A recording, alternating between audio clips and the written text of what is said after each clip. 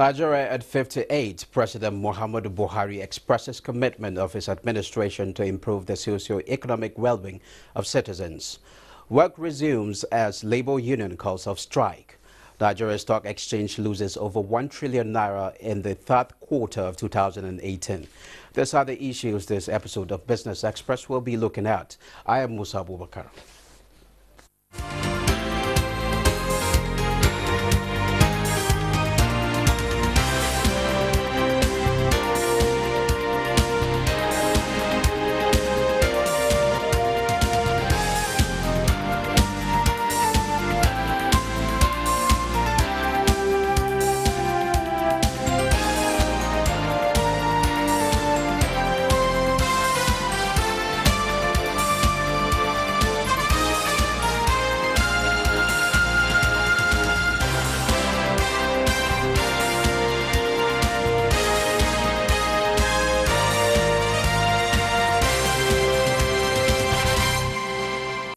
Now, President Muhammadu Buhari is reassuring Nigerians that he will continue to work towards promoting, protecting, and preserving a united, prosperous, and secure Nigeria, describing them as things that matter most.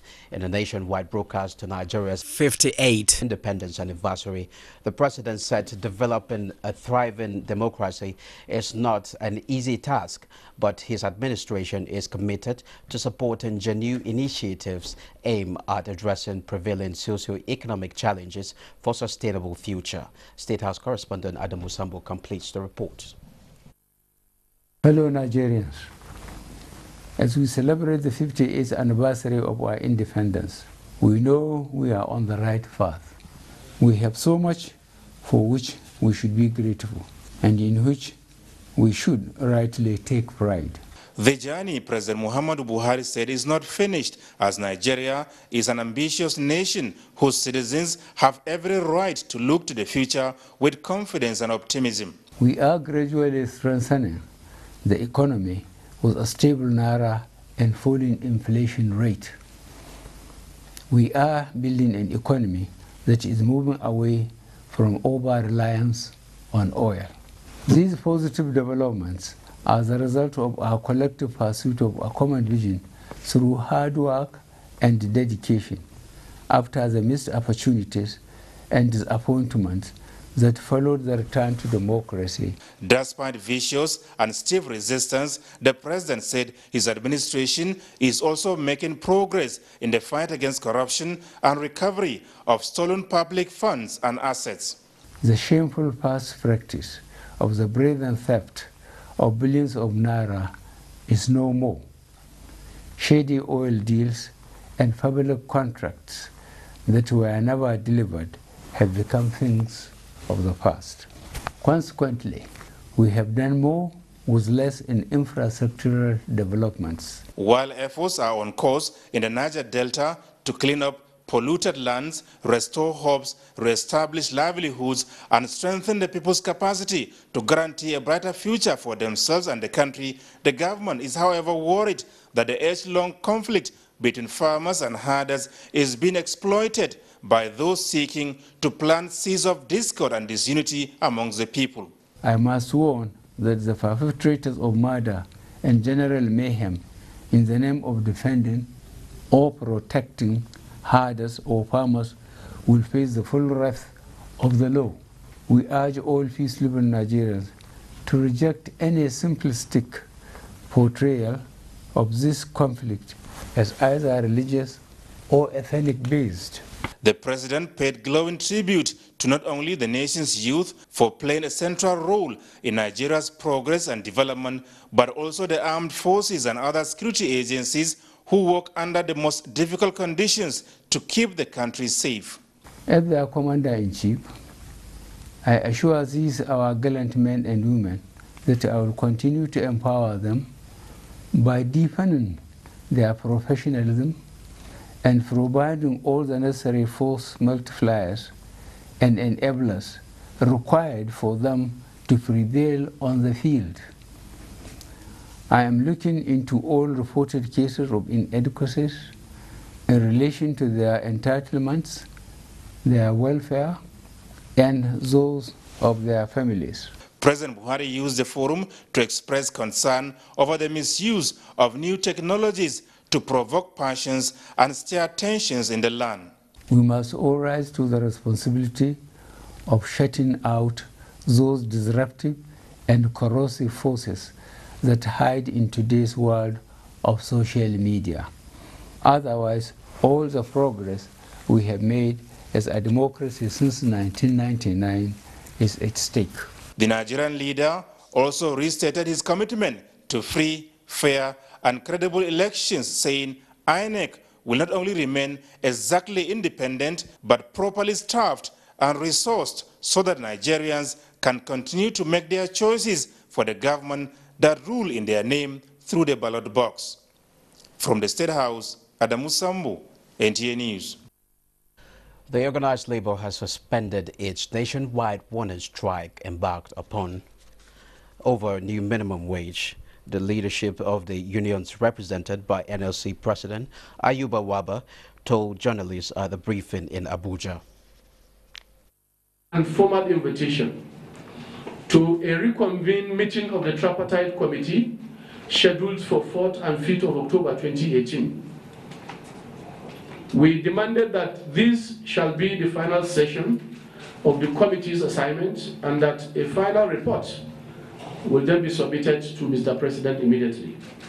In order to avail the committee the necessary conducive environment to hold this crucial meeting and conclude its work, organized labor has, after obtaining the mandate of their necessary organs, decided to suspend the ongoing warning strike with effect from today, Sunday, 30th September 2018. Affiliate unions for their commitment and determination. In a related development, residents of Abuja have applauded the organized labor for suspending its nationwide warning strike following a pledge by the federal government to resume discussion on the new minimum wage. They, however, appealed to the government to keep to its words and increase the minimum wage and labor to make room for progressive engagement. Muplan Dakok spoke to some residents. Well, it's a commendable thing. At least people can go to work. You know, production can continue. Okay. You know, there will be peace. Okay. And even those who are reading electoral political meanings to it, you know, can also hold their peace and know that workers have a right to agitate, to demand for that which is due to them. You know, the government also has a responsibility to listen to them. I honestly think it's a welcome development that the strike has been called off by labor. At least they'll be able to reach some agreements with government from what I learned, or they are going back to the negotiating table. It's a very welcome development because, as you can see it, things are almost at a stop. But they want to come together, they agree on that so that it will be this strike, if it continues. You know, this recession, I just come from recession now. Something else will happen more than what we have experienced, and we don't want to experience it again. I think that the government should listen to the plea of Nigerians and the workers so that it will help the development of the country.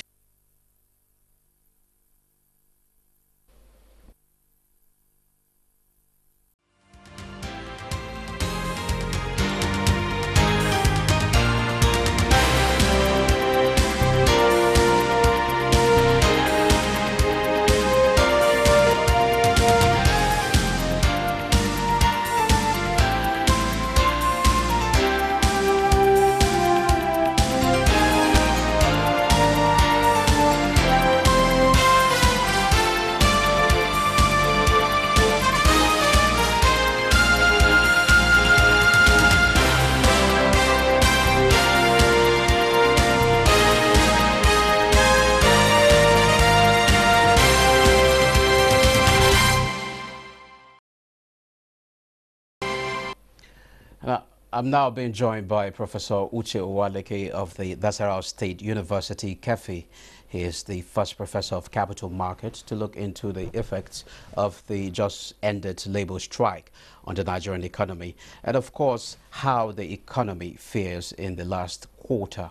You're welcome to Business Express. Yeah, thank you very much. Okay, first of all, was the strike necessary? Well, let me start by commending the Labour for suspending the strike. I will also commend the government, the three parties, as a matter of fact, the government, the organized private sector, and Labour for agreeing to return to the negotiating table. Okay. Of course, you know that industrial action is one right that workers have. It's recognized by the International Labour Organization, Convention 98, I think, to which Nigeria is signatory. Is also recognized by the Labour Act. Section 91 recognizes that workers have a right to unionize, and they have a right to collective bargaining. So part of why you see industrial actions, taking place is majorly because of the failure of collective bargaining. Now, to respond to your question directly, I think the strike was avoidable.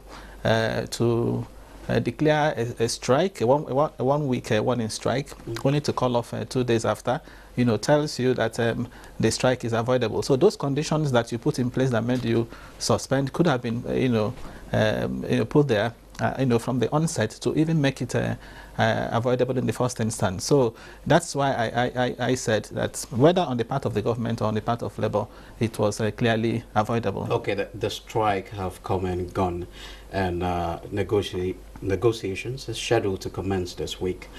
What are the implications of the strike on the economy?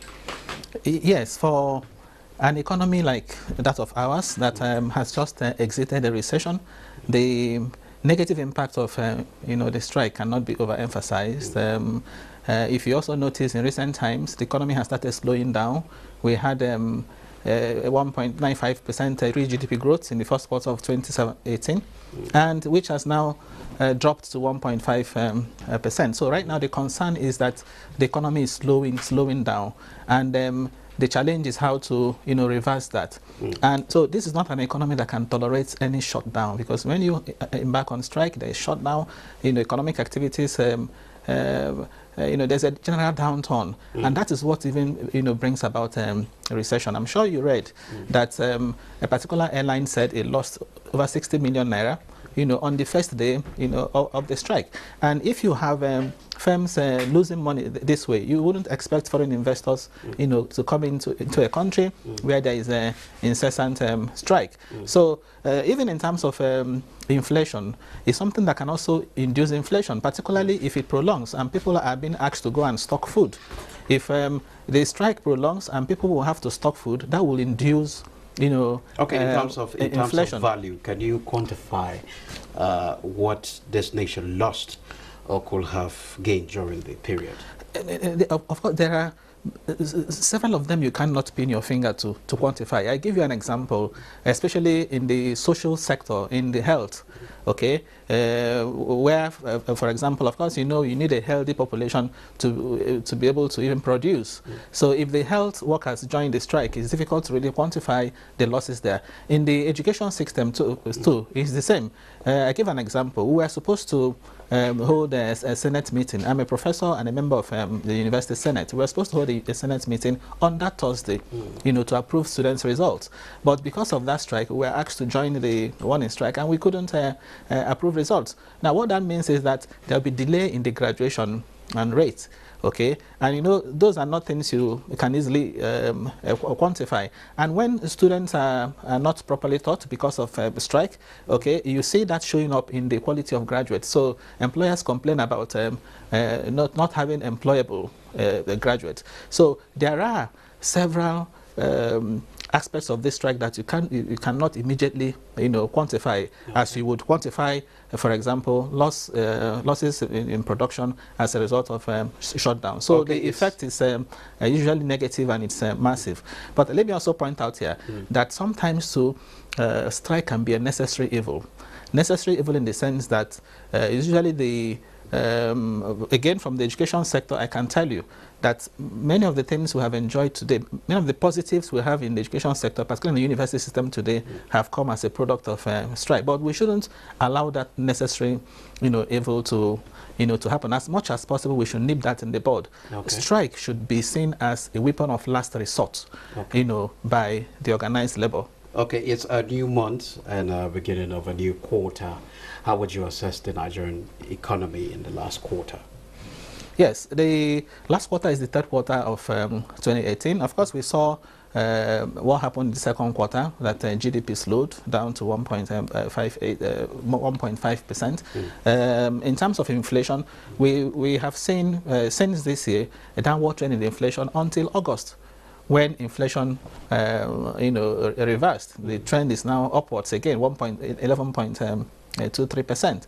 Okay, so in terms of economic performance, economic activity, there is this fear.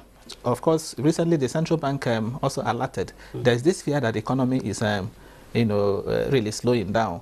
And if you look at the stock market too, the story is the same. The stock market has remained in the bearish territory, and all of that, they are not unconnected with this political, increasing political temperature that we have on our hands at the moment, and of course developments in the international scene, where you have interest rates going up in the US, and investors are taking their funds. Now that you've spoken about the capital market is reported to have lost 1.9 trillion naira in the third quarter.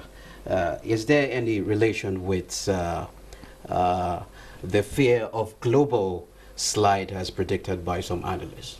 Yes, the major reason we are having this capital reversal is because of the developments, as I said earlier on, in the US, where interest rates are going up, and if you look at it, investors are rational, and since risk-adjusted return is high in the U.S., investors are taking their money, to the U.S. There is also this U.S.-China, trade conflict, and its likely impact on oil price is also affecting investors' confidence in economies such as Nigeria. But more importantly, on the domestic front, we have our challenges here.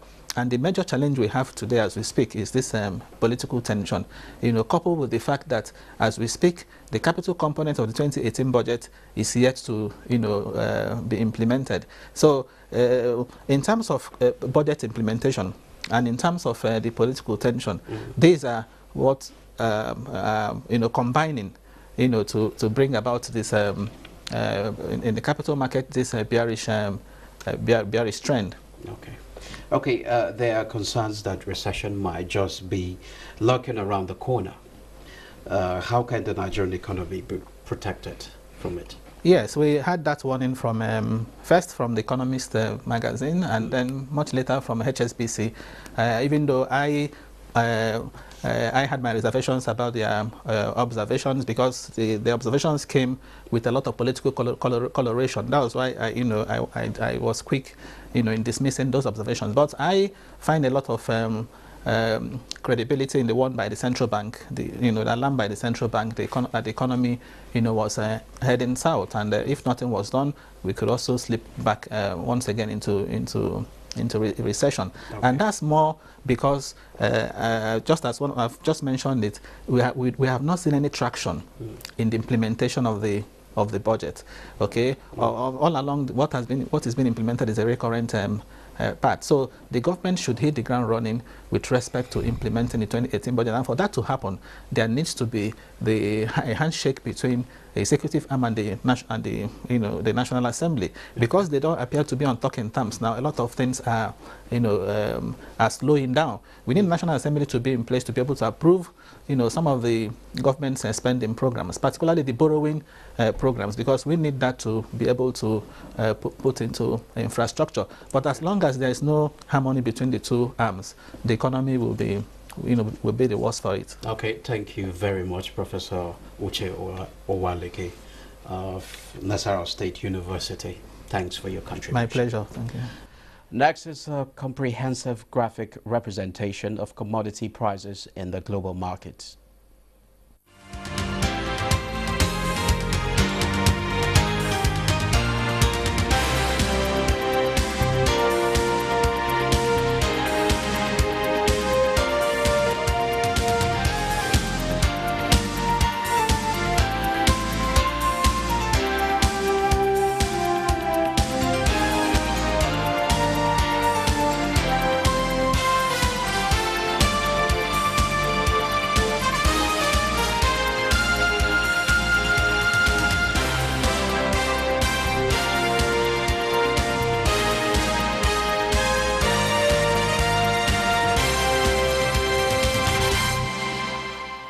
Now, Nigerian stocks notched up the week ended Friday, the 28th of September, to advance by 0.7%. It, however, underperformed in the third quarter. Bosede Abel has an outlook of the week on the review. The Nigerian Stock Exchange All-Share Index for 28 September 2018 appreciated by 0.70% to close the week at 32,766.37, with market capitalization at 11.9 trillion naira. A total turnover of 924.5 million shares worth 14.1 billion naira in 14,119 deals were traded by investors on the floor of the exchange. All other indices finished higher, with the exception of the NSE Consumer Goods, NSE Oil and Gas, NSE Lotus 2, and NSE Industrial Goods indices that finished lower by 0.51%, 0.73%, 0.40%, and 1.36%, while the NSE ASM index closed flat. The financial services industry led the activity chart with 745.1 million shares valued at 9.4 billion naira traded in 8,329 deals. The consumer goods industry followed with 67.1 million shares worth 3.8 billion naira in 2,221 deals. The third place was conglomerate industry with a turnover of 49.2 million shares worth 135.3 million naira in 678 deals. Trading in the top three equities, Guaranty Trust Bank PLC, United Bank for Africa PLC, and Fidelity Bank PLC, accounted for 368.04 million shares worth 6.4 billion naira in 2,585 deals. Niger Insurance PLC, Veritas Capital Assurance PLC, and UACN Property Development Company PLC topped the gainers table, while Union Bank Nigeria PLC, Union Diagnostic and Clinical Services PLC, and Livestock Feeds PLC topped the losers chart. Also traded during the week were a total of 97,183 units of exchange traded product ETPs valued at 1.5 million naira executed in 4 deals.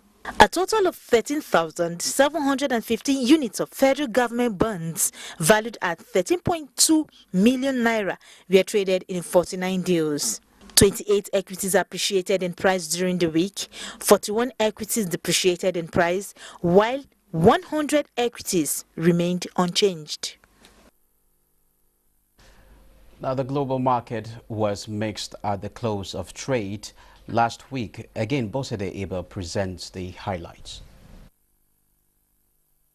On the global scene, Africa's stocks market were on the mix on Friday. Tunisia's Tunidex advanced 0.01% and Ghana's GSA Composite Index also appreciated 1.21% to close 2,882.87, while South Africa's JSE Africa Top 40 declined by 0.56%, Namibia Overall Index 0.85%, and Kenya's Nairobi All-Share also dropped 0.93 points to 149.67. The United States stocks finished Friday's session on a strong note, with the S&P 500 achieving its best quarter since 2013. Dow Jones Industrial Average appreciated 18.39 points to 26,458.31. Nasdaq rose 0.05%, while the S&P 500 closed 0.02 points lower to 2,913.98. European stocks fell on the red on Friday, 28 September. CAC 40 index declined 0.85%, DAX index 0.95%, and FTSE 100 also fell 0.47%. Asia stocks maintained positive terrain on Friday. Shanghai appreciated 1.04% to close 3,438.86. Nikkei rose 1.36% and the Hang Seng Index also rose 0.26% to close 27,788.52. Remember to send us your feedback via email, businessexpress@nta.gov.ng. You can also reach us through our Twitter, and the handle is NTA News Now. Don't forget to use the hashtag BizExp showing there on your screen. All previous episodes are available on NTA's YouTube channel. Until we come your way again, I am Musa Abubakar. Enjoy the rest of the week.